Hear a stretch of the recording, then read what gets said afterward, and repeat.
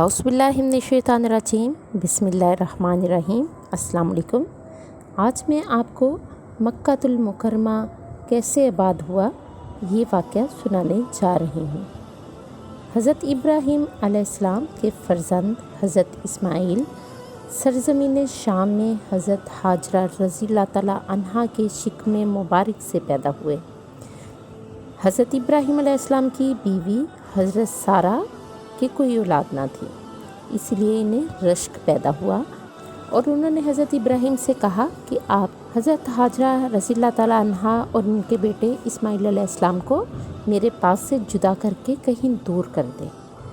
खुदावंद कद्दूस की हिकमत ने एक सबब पैदा फरमा दिया, चुनाचे आप पर वही नाज़िल हुई कि आप हज़रत हाजरा रज़ियल्लाहु तआला अन्हा और इस्माईल अलैहिस्सलाम को उस सरज़मीन में छोड़ाएँ जहाँ न पानी है ना ही कोई दरख्त, खुश्क पहाड़ों के सिवा कुछ भी नहीं था।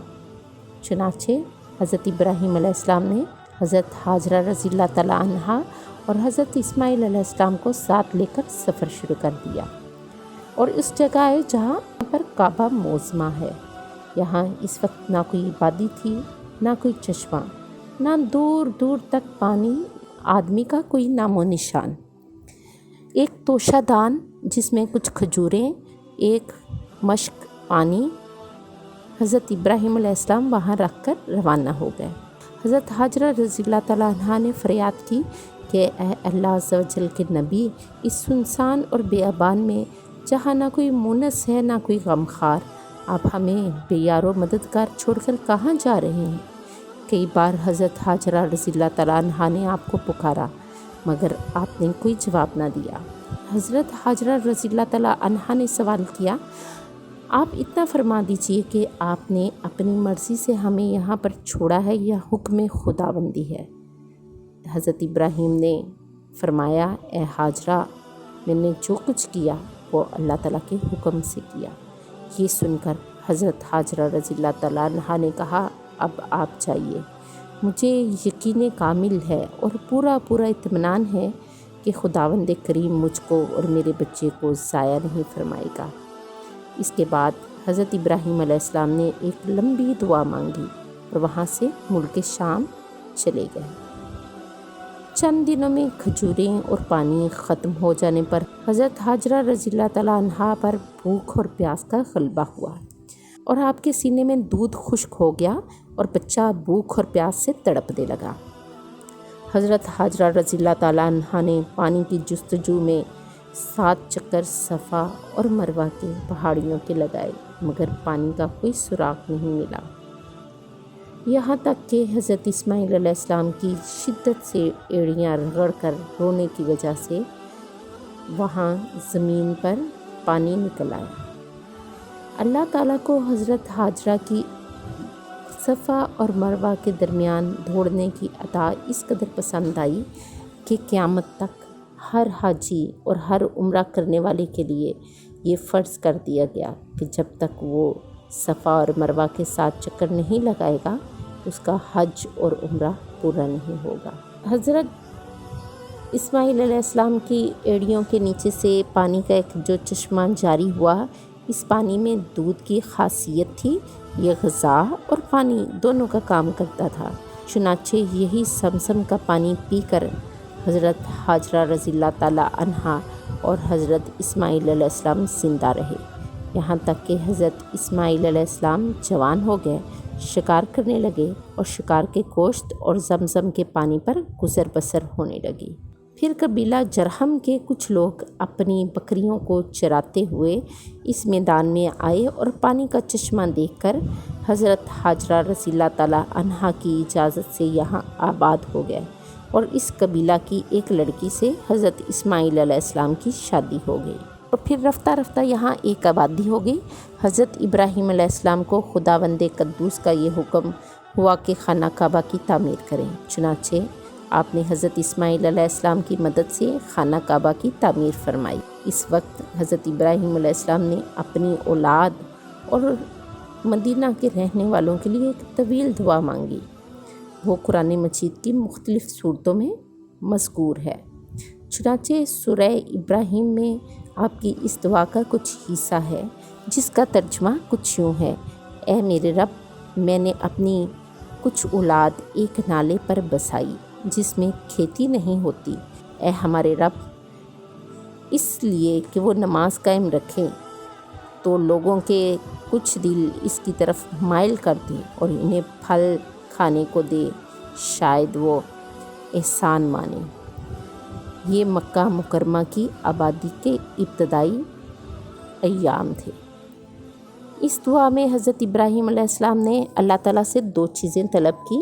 ایک تو یہ کہ کچھ لوگوں کے دل اولاد ابراہیم علیہ السلام کی طرف مائل ہوں، اور دوسرے یہ ان لوگوں کو پھلوں کی روزی کھانے کو ملے۔ سبحان اللہ عز و جل، آپ کی دعائیں مقبول ہوئیں، چنانچہ اس طرح لوگوں کے دل اہل مکہ کی طرف مائل ہوئے کہ آج کروڑ انسان مکہ مکرمہ کی زیارت کے لیے تڑپ رہے ہیں۔ ہر دور میں طرح طرح کی تکلیفیں اٹھا کر مسلمان خشکی اور سمندری اور ہوائی راستوں سے مکہ مکرمہ جاتے ہیں اور قیامت تک جاتے رہیں گے۔ اہل مکہ کی روزی میں پھلوں کی کثرت کا یہ عالم ہے کہ باوجود شہر مکہ کے قرب و جوار میں کہیں نہ کوئی کھیتی ہوتی ہے، نہ کوئی باغ بغیچہ، مگر مکہ مکرمہ کی منڈیوں اور بازاروں میں اس کثرت سے قسم قسم کے میوے اور پھل شامل ہوتے ہیں کہ بندہ حیران رہ جاتا ہے، اس کی آنکھیں پھٹی کی پھٹی رہ جاتی ہیں۔ اللہ تعالیٰ نے طائف کی زمین میں ہر قسم کے پھلوں کی پیداوار کی صلاحیت پیدا فرما دی کہ وہاں سے قسم قسم کے میوے اور پھل اور طرح طرح کی سبزیاں اور ترکاریاں مکہ معظمہ آتی رہتی ہیں۔ اس کے علاوہ مصر، شام، عراق بلکہ یورپ کے ممالک سے میوے اور پھل بکثرت مکہ مکرمہ آیا کرتے ہیں۔ یہ سب حضرت ابراہیم علیہ السلام کی دعاؤں کی برکت کے آثار و ثمرات ہیں جو بلا شبہ دنیا کے عجائبات میں سے ہیں۔ اس کے بعد آپ نے یہ دعا مانگی جس میں آپ نے اپنی اولاد کے علاوہ تمام مومنین کے لیے بھی دعا مانگی۔ ربی جعلنی مقیم الصلاۃ ومن ذریتی ربنا وتقبل دعا ربنا اغفر لی ولوالدی وللمؤمنین یوم یقوم الحساب۔ ترجمہ: اے میرے رب، مجھے نماز کا قائم کرنے والا رکھ اور کچھ میری اولاد کو۔ اے ہمارے رب، میری دعا سن لے۔ اے ہمارے رب، مجھے بخش دے اور میرے ماں باپ کو اور سب مسلمانوں کو جس دن حساب قائم ہوگا۔ حضرت ابراہیم علیہ السلام اپنے رب کے بہت ہی اطاعت گزار اور فرما بردار تھے۔ وہ بچہ جس کو بڑی دعاؤں کے بعد بڑھاپے میں پایا تھا، جو آپ کی آنکھوں کا نور اور دل کا سرور تھا۔ فطری طور پر حضرت ابراہیم علیہ السلام ان کو کبھی اپنے سے جدا نہیں کر سکتے تھے، مگر اللہ تعالیٰ کا یہ حکم ہو گیا کہ ابراہیم، تم اپنے پیارے فرزند اور اس کی ماں کو اپنے گھر سے نکال کر وادی بطحا کی اس سنسان جگہ پر لے جا کر چھوڑو جہاں سر چھپانے کو درخت کا پتا اور پیاس بجھانے کو پانی کا ایک قطرہ بھی نہیں۔ نہ وہاں کوئی یار و مددگار ہے، نہ کوئی مونس و غمخوار۔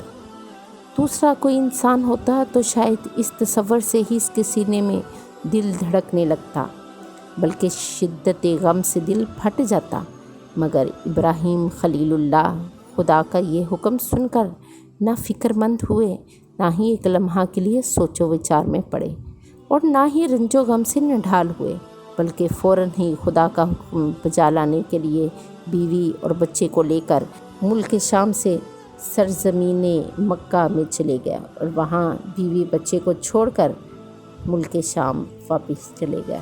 اللہ اکبر! اس جذبہ اطاعت، جوش فرما برداری پر ہماری جان قربان۔